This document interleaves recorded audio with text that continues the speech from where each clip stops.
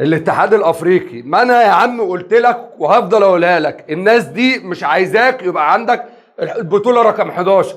هم في دماغهم ان انت ما تركبش القاره، واحنا قلناها خلص الماتش هنا يا عم، بالله عليك خلص هنا يا عم كولر، ما حدش يجنن. الاتحاد الافريقي فاجر قسما بالله، فاجر. القاره الافريقيه دي كلها بتموت من النادي الاهلي، غليان من النادي الاهلي، عندهم غل. قلنا بلاش الاستهتار، ضياع الفرص، عدم يا نهار اسود يا جدعان، قسما بالله ما يرضي ربنا. الاتحاد الافريقي الفاجر معين لك حكم ليبي هنا عشان يخلص عليك 3 كور ضربات جزاء، احسب منهم واحده على الاقل. الحكم ما جاش. الاتحاد الافريقي مدي تعليمات صارمه، ما تديش ضربه جزاء للاهلي. الراجل طالع واخد الكوره بايده واخد لعيب في الملعب، والحكم شايفها والفار بره شايفها، والاتحاد الافريقي شاهد ما شافش حاجه. وكولر واقف على الخط عارف ان الناس دي هتضيع، وفي الاخر هيجيب لهم بيكي ورد ويروح يديهولهم. بعد ما النهارده اخلص الماتش 4-0،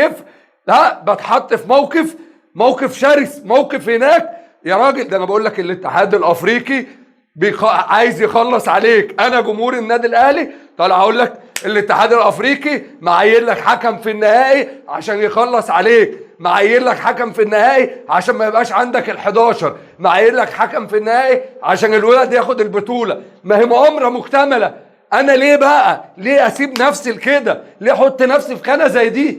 ده مرار يا راجل. الناس قاعده في المدرجات تروح زعلانه من لا شيء يا راجل. قسما بالله كرهتونا في الكوره. محدش هيسمح لك ان انت تركب القاره، هم دماغهم كده. الاتحاد الافريقي مدي تعليمات واضحه وصريحه. انا قاعد بتفرج على الماتش والله العظيم بضحك، والله العظيم اقسم بالله عارف ان الاهلي هيخش في جون، لان كولر شخصيته زي الزفت، مدرب عقليه جامده جدا في الكوره. ولا يا راجل ابو تريكه جايب هدف الصفاقسي، حاطط الكوره بوش رجله.